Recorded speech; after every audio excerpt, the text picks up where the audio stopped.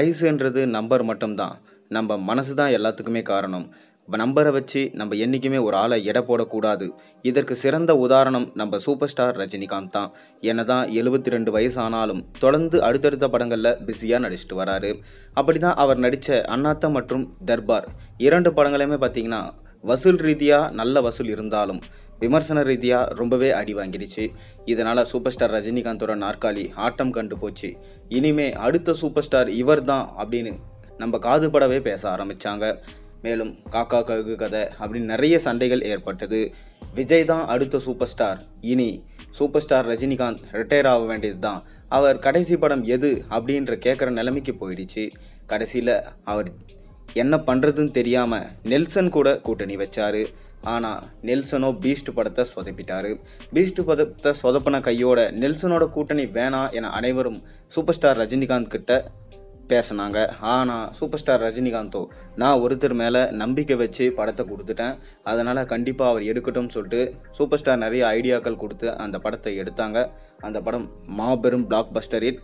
750 கோடிக்கு மேலே சர்வதேச அளவில் வசூலை வாரி குவிச்சது. இன்று வரைக்கும் அந்த ரெக்கார்டை எந்த படத்தாலும் முறியடிக்க முடியலை.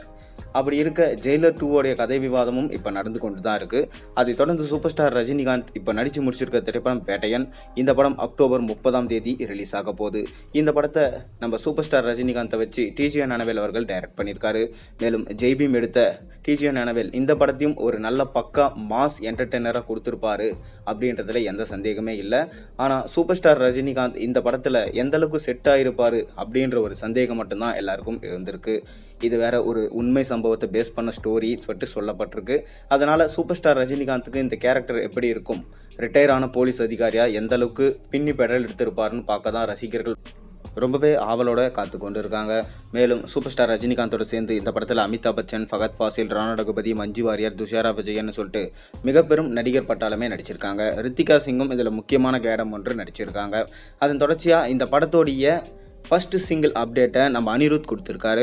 அதாவது இந்த ஃபர்ஸ்ட் சிங்கிள் கண்டிப்பாக தெரிக்கிற அளவுக்கு தான் இருக்கும், தியேட்டரில் மாஸாக இருக்கும். ஓப்பனிங் சாங்காக சூப்பர் ஸ்டார் ரஜினிகாந்துக்கு இருக்க போது கண்டிப்பாக எந்த ரசிகர்களும் இந்த சாதனையை பண்ண முடியாத அளவுக்கு சூப்பர் ஸ்டார் ரஜினிகாந்த் இந்த படத்தில் இந்த பாட்டில் வந்து சம்பவம் பண்ணியிருக்காரு. மேலும் சூப்பர் ஸ்டார் ரஜினிகாந்தோட நானும் சேர்ந்து ஒரு சின்ன ஸ்டெப் போட்டிருக்கேன் அப்படின்னு அனிருத் அவர்கள் ஒரு சின்ன பேட்டி கொடுத்துருக்காரு. இதுதான் இப்போ ரொம்பவே வைரலாக போயிட்டுருக்கு. மேலும் இந்த பேட்டி பார்த்திங்கன்னா படத்துக்கோடைய எக்ஸ்பெக்டேஷன்ஸை விட படத்துடைய சாங்குக்கான எக்ஸ்பெக்டேஷன்ஸ் தான் அதிகமாக இருக்குது. காவாலா பாட்டியை மிஞ்சும் அளவுக்கு இருக்கும்னு சொல்லிட்டு அனிருத் அவர்கள் சொல்லியிருக்காரு.